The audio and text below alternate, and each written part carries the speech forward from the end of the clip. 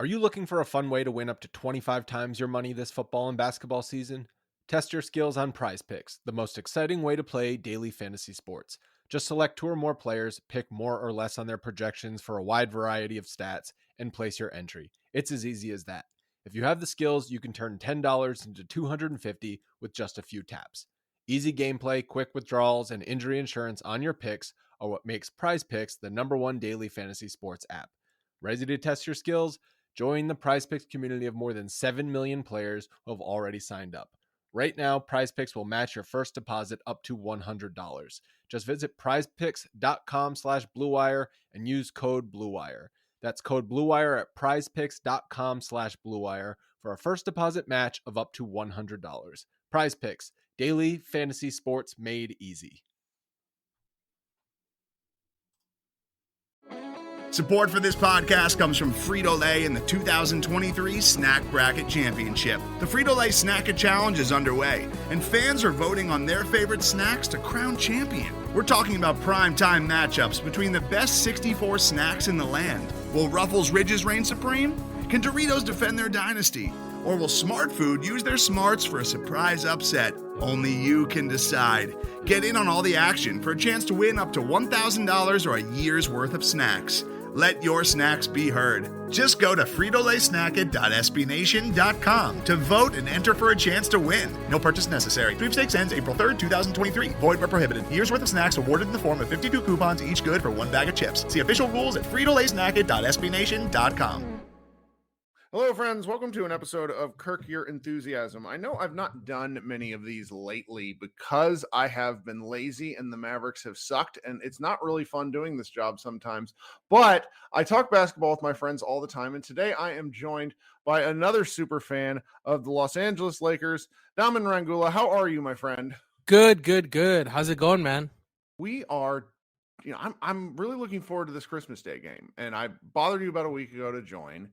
And we were just chit-chatting before the show, and I was like, why are we giving this shit away? This is like good content. I know. So I'm sure some of my listeners are like, well, who the hell is this guy? Because you don't write, though you probably could easily. You just have a real job and you don't want to waste your time like me. You are your pod. Let's see here. Your Twitter platform says basketball enthusiast, tech enthusiast, and podcast addict. And you are a Southern California guy, Los Angeles, like not even like Lakers super fan. You are into Los Angeles sports. You went to UCLA, I think, and so you're just like very of the like SoCal culture.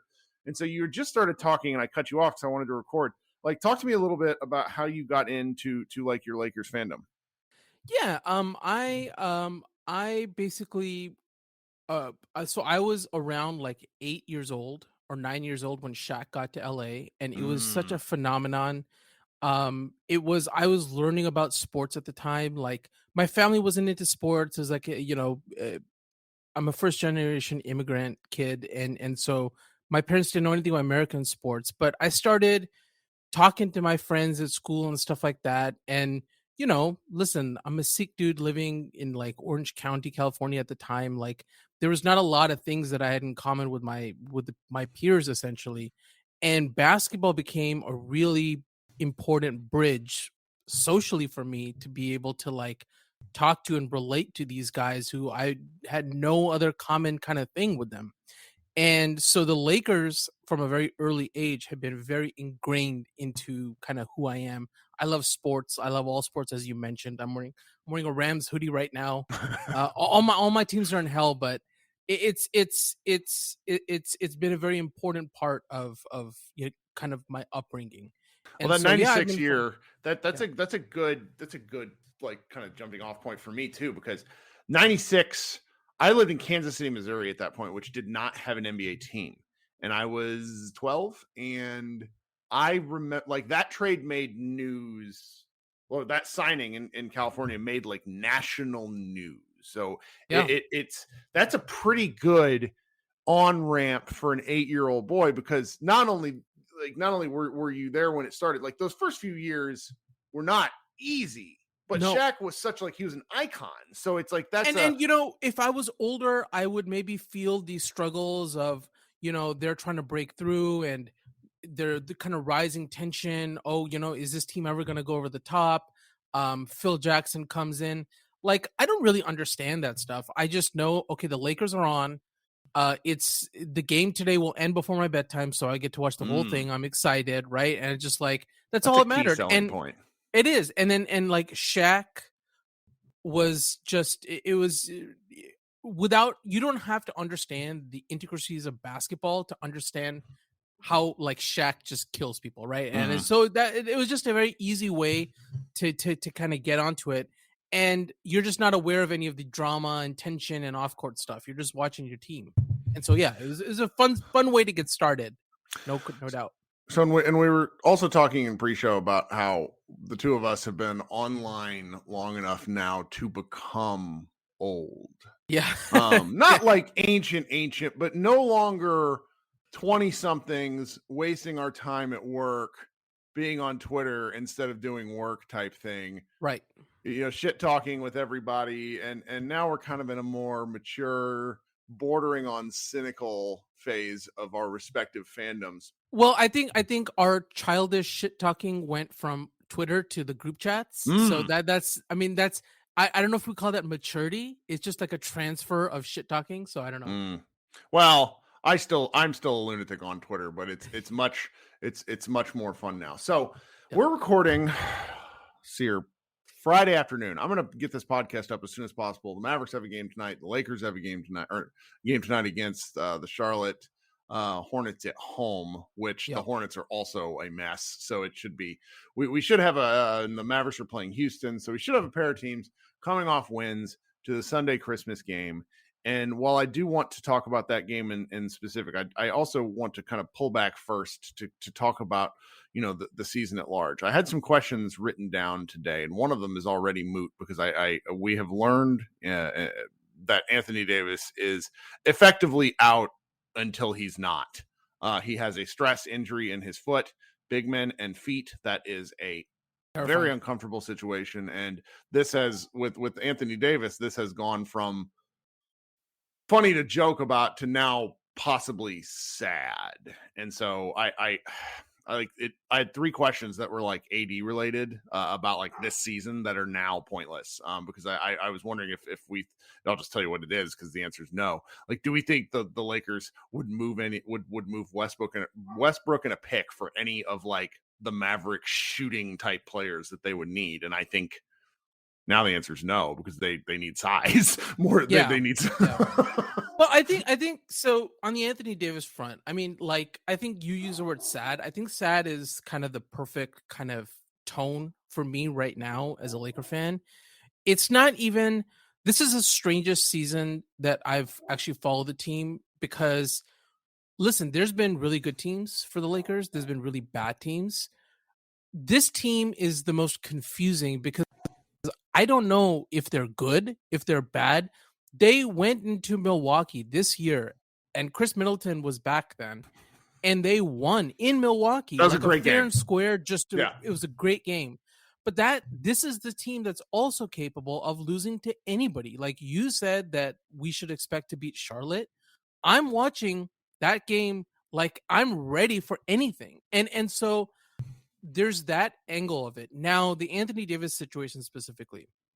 I've been very critical of Anthony Davis last couple of years, not because of his health, because like, you know, it is what it is on that front, but because I questioned if the whole plan, the whole way this was designed was going to be that LeBron was going to come in and be the playoff guy and Anthony Davis was going to carry the team in the regular season and let LeBron ramp up.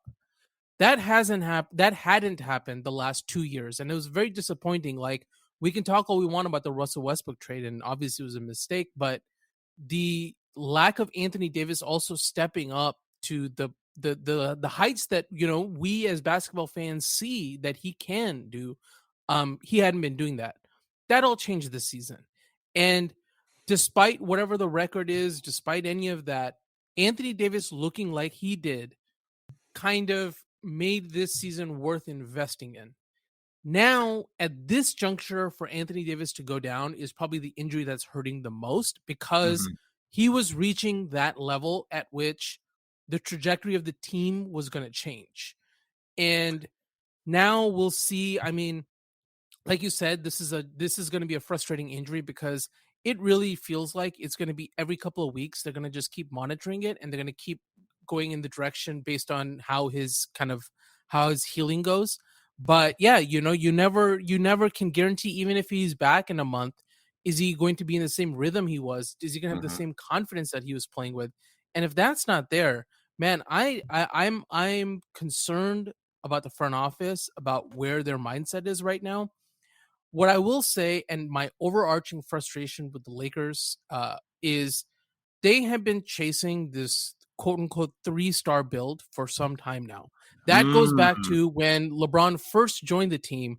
They were expecting to bring Paul George on board, and then they were going to trade for Anthony Davis. And then when Anthony Davis comes, they were hoping to add Kawhi that summer, right? We mean, people forget now, but it seemed like it was right at the Yep. 1 yard line. Now we Yep. know it wasn't actually that close, but the front office approach was, hey, 3 stars.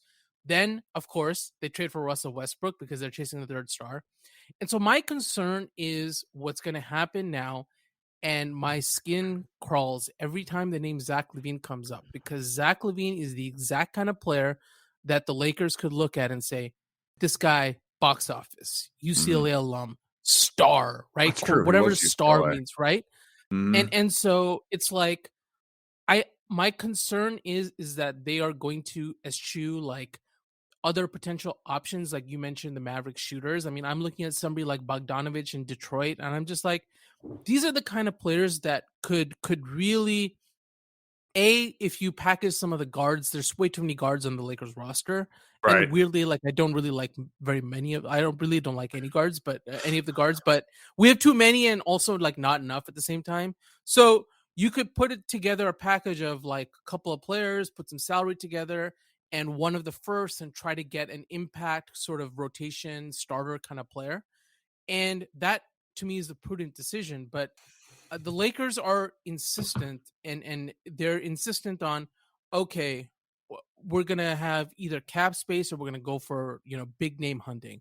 And I think like one of the reasons why they haven't moved Russell Westbrook yet is because they've been trying to get some sort of way of trading Russ and keeping cap space. They don't want to have players on long-term deals, which is just, in this day and age, building a team around cap space feels very, very antiquated. I mean, And it so for doesn't. all of those, yeah, There's a real, Lakers aside as a concept, because the Lakers, just location based, people want to live in Southern California, etc., have a better shot at it than most. But the real problem with cap space is if you can't do something with it, you end up, in terms of what you want, like players, you end up having to use it, often doing things with it that can make your team worse while being yes, more expensive. yes. And also, Kirk, like players used to, when they're like, they were ambivalent about their situation or they wanted to kind of move into a different situation, um, they would just opt out of their deals and sign 1-year deals and approach free agency if they're uncertain about their situation. But now players just sign long term because they know when they're ready to move on, they'll just tell the front office, "Hey, trade me." And the front office will find a trade of like, multiple picks or whatever it happens to be, and salaries and stuff like that. So building on cap space is a terrible idea in this day and age. I mean, you have like, a player like Zach LaVine who just signed an extension, is signaling very clearly that, hey, maybe Hey, the situation in Chicago is not going to work out. So yeah, I mean, it's just, I'm not a fan of this approach. And so I think that the whole front office has been in a paralysis because this is the reason why. sorry, and you guys don't see this in the podcast, but Daman keeps seeing me like wave in and out of the screen because my wife let the puppy upstairs, and she is just menacing. Whatever, she can't destroy anything in Hey, for 10 the minutes. kids at home, I was a pro. I kept going. Yes, you did. It's remarkable. Um, so this is kind of an interesting transition because, like I said, I do want to circle back to the game briefly, but I just kind of wanted to talk to you about some of the stuff for a while. We talk about this in group chats, etc. Um, how many championships do you think the Lakers would have won when LeBron signed in 2018? Like, what do you remember thinking? Honestly, and I probably have tweets about this. I totally understand how hard it is to win titles. I know Sure. the situation LeBron was coming into. Even when LeBron came, I was thrilled, of course, but I was also confused because I was very down on the Lakers management. And so my over under was 0.5. And so he crossed that in the second year. Yeah. It's hard to win, man. It's just hard to win in the NBA. Yeah. Yes, it is. That is so while LeBron was there, I'll say it's you. The over under was 0.5, but then you can also look at, have they maximized the percentages year over year of actually competing, and that obviously is a big time no. They have not.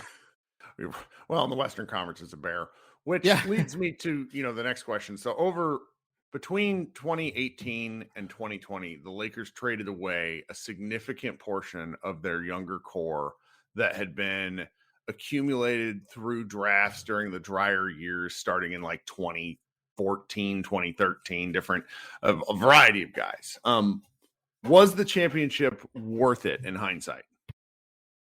Yeah, the answer is yes. I think that it's we can look at, hey, what if they kept Ingram? What if they kept this? What if they kept that? But the truth is I think that the putting together two players like LeBron James and Anthony Davis, it is really hard to screw that up as much as the Lakers have screwed that up over the last couple of years, because you dream of finding superstars that actually fit well together. On court, off court, personality, playing styles, versatility, size. Those two actually have it all. The last couple of years have been such a thorough dismantling of any competence around those two that it kind of looks like there could be regrets now. I don't have any regrets at all. I think that stuff worked out perfectly.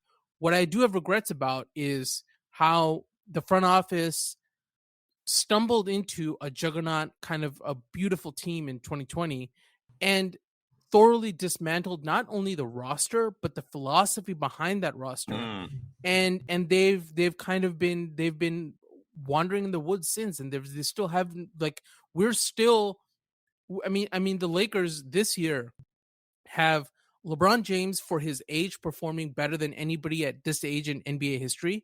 You had AD put together a stretch of MVP level play, and we're still 13-18. Like, this is embarrassing. And so, like, this is not about the AD trade. This is not about mortgaging it all for the title. This is about maximizing your opportunities. This is about making the smart moves at the margins. And the front office has just totally squandered that. And it's weird too, because the front office, the scouting department, keeps giving them players like Austin Reeves, who's last year, right, hit the game winner in Dallas, and Max Christie, another guy. And so it's just like, truly remarkable drafting. Like, you're only giving amazing. Recent examples. Like, the Lakers draft record for 10 years has been as good as any team. Like, so truly Kirk, remarkable guys. So Kirk, this is what drives me crazy. They have LeBron James and Anthony Davis. They find gems in the second round and undrafted year after year after year. Like, literally every year they get somebody or something like it. And yet we're still in this situation. Until he's not. Right. I mean, how do people talk about Alex Caruso until Alex Caruso became Alex Caruso? Your guy, Alex Caruso. Oh, God, I love him. He needs to shoot more. He just he look does. at it. It's like, what are we doing, Alex? Do something. He does. Yeah. So you already answered my next question, which was kind of like describing the worst part of the Anthony Davis experience, because I had a B- version of this in Porzingis, because Porzingis is 65% of the player that Anthony Davis was, with worse movement skills and much more passive aggression. But it's probably slightly better media training too, but that's okay. You did touch on this earlier, but how does it feel to be a fan of a team with the Lakers being essentially one of the biggest brands in sports, but also being run by like an awkward small family business? Yeah. So you can probably tell I'm pretty frustrated, but I'll say this, look, you have to, as an organization, and you can apply this analysis to any outside of sports, within sports, everywhere. You have to double and triple down on your advantages. So the Lakers, being a family-run organization, actually have some advantages that they can show other people. And they can say, hey, LeBron, we treat everybody like family because we are family. Like, this is who we are. And there's an opportunity, and I think one of the reasons LeBron James did come here is, dealing with ownership situations. And with Cleveland, there was always tension. In Miami, it wasn't that there was tension, but it's like, it was like, hey, LeBron, you do your role, we do our job. Where in LA, they kind of presented a situation of, hey, look how we treated Kobe. Like, he was our franchise legend. We always did right by him. We signed that crazy extension that everybody mocked us for, but we stand by it because this is our family. And so you create that inviting atmosphere for superstars. And as you mentioned, the Lakers have location advantages. So that's actually, that as a baseline, totally understandable. Now, there's the reality of the Buss family. Dr. Buss, when he came into the NBA, he was the rich owner. He was the guy throwing money around to make things work. He was the guy trying new stuff. He was the guy, pushing the league forward. Over the course of time, the Lakers are no longer the rich team. They may be the most valuable team according to Forbes rankings, but from an ownership standpoint, they clearly are very, very far behind, because this is as you said, this is their family business. They need this money. This is their actual living, and so they have a limited budget given their stature. I mean, you compare them to crosstown Clippers, like, it's not even close. No, I mean, so the Clippers boast one of probably 4 owners in sports that the money they make is so far above and beyond their peers that it's hard to make contextual sense. Brian Windhorst loves to point this out, that Steve Ballmer's, just the dividends that he gets from Microsoft stock, is like enough to pay for the Clippers. Like, so it's I mean, he could buy the Spurs like 10 times a year on his dividends. He could buy the whole NBA. He could buy like every team in the NBA. And so it's okay for, if the Lakers are in that situation where, okay, we're family run, we we're not rich. So then what you have to do is you have to say, these are our strengths. So how do we make up for it? We need to run a world-class organization. We need to have the best. So obviously the drafting is working great. So we got to invest in the best management. We got to play like a Moneyball kind of approach after the superstars and really make the best decisions at the margins. So really what I'm saying is they should have like an OKC or San Antonio type model of running an organization. And they're nowhere near that in terms of how they're run. And so that is my frustration. I'm like, listen, I totally understand if we did an analysis of the strengths and weaknesses of the organization, it's very clear. And you know what? You can make this work, but then you have to actually understand that and be like, okay, so we can't spend, an extra $100 million in the luxury tax repeater tax. So we can't keep just adding salary like the Clippers. Okay, but then let's be smart about this. Kirk, so LeBron James got here. The first year, it was like Lonzo, Brandon Ingram, all those guys. Then they overhauled the roster to bring Anthony Davis in, right? Then they win the title. Then they overhaul the roster again that summer, right? They bring in Dennis Schroeder and Andre Drummond and all this stuff. Then they overhaul the roster again to bring in Russell Westbrook. And then last offseason, they overhaul the roster once again. And we're again in a situation where there's players on one-year deals. And next year, even if this year is a success, and I'm not even bringing up the fact that there might be a big trade this season with Russell Westbrook and the picks, and that will be another overhaul. If this season works, they have so many players on one-year deals that they can't really retain. No matter what, there's going to be another overhaul this summer. So it's like there's no continuity. So this is where you have your strength, your continuity, everything can build upon itself and you can make it work. And they are so far away from that. It's driving me a little crazy. Well, speaking of driving you crazy, let's pivot to this Christmas Day game, which is a road, like, it's so rude to put 20, like LeBron James, granted his kids aren't young anymore, but the 20-year veteran essentially on the road on Christmas felt very passing of the torch when I saw the announcement. And now the game's just kind of in a completely different spot. They're doing this Dirk statue unveiling before the game, and that'll be probably on ABC, I suspect. What are you sort of thinking about this game? Well, I'm pretty pessimistic about the Lakers overall, but I will say one thing is that somebody like LeBron and this team, they certainly rise to the occasion on big games. No matter what the matchup is on Christmas, it's a big game by default. And the Lakers this season have performed well in big games. I mentioned that Milwaukee game. They almost beat Boston. Like, that was a very competitive game where they lost in overtime.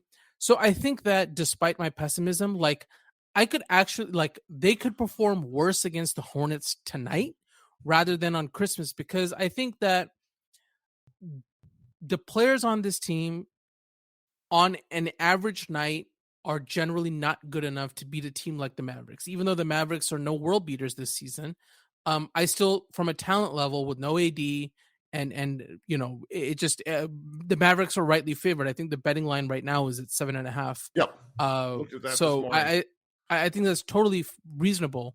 But LeBron James on that stage will be ready to go. And I think that this specific season, the players have risen to that occasion. Now, as a fan, I would like them to do that every night, but we know that's not realistic, right? So it's just, they have a baseline that's not very good, but they can get to a level if they're playing efficiently.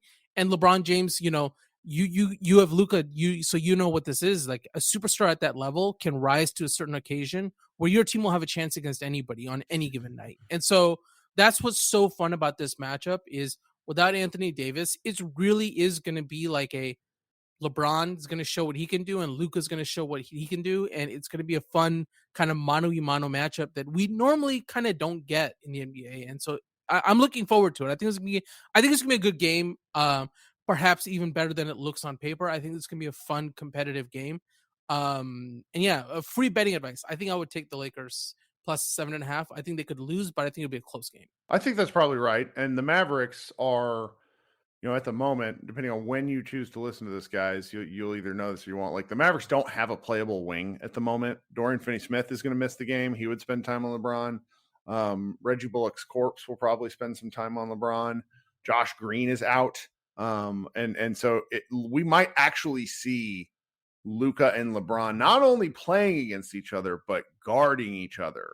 And outside of kind of two-way Tatum, you don't get a lot of superstars guarding one another in this day and age anymore. It's been probably since the early 2000s when guys kind of like started going away from that sort of thing. And I, for one, truly love this matchup because it brings out, like, Luka loves LeBron. There was a story people will remember from the first time they played Luka's rookie year. Luka went and waited outside the Lakers locker room because he wanted LeBron to sign his jersey. And the way it was framed, you could tell LeBron was fucking annoyed by the entire thing because he's like, but Luka was a good rookie, but by his second year, he exploded obviously to being all NBA. And like, by that point was when there was also that weird kind of backlash of like, people are anointing Luka too early. There was that that undertone. And LeBron is very, he's been around long enough to be very cognizant and fairly annoyed at all that shit. So that story has stuck with me. But since LeBron has made the most wonderfully, consistently tampering comments, because he talks about how much he loves Luka's game. It's really, really wonderful. I love that sort of like I like when players talk about other players in like glowing lights, because when they're not, I want like these guys to fight each other. Like John, you and I talked about John Morant's like shit talking the other day. Like, I love that, but I also love the like the showing of respect too, which is a lot of fun. So I think very few players will understand Luka carrying this specific team the way he carries himself, other than LeBron James. And so I think that there's very cool kind of symmetry between the way they play, the way they control the game, I think is something that LeBron plays the game like it's like a chess match, right? And I see that with Luka, where it's just like it looks like, we joke like our mutual friend Andrew Sharp and I love egging you on about this stuff, but it's like it looks like Luka's just holding the ball and this and that, but you can see him kind of mapping out the play and understanding how it's going to develop and where that ball is going to go, and so I think LeBron definitely sees elements of that, and so yeah, it's been a really cool thing to see how LeBron talks about Luka, no doubt. So that'll be nice. And beyond that, beyond the two of them with the matchup, like there's some truly abhorrent role players playing in this game. Like It's so bad. Kendrick Nunn posted the rare like 0 stat 26-minute line, which Reggie Bullock has done for the Mavericks more than a few times. Yeah.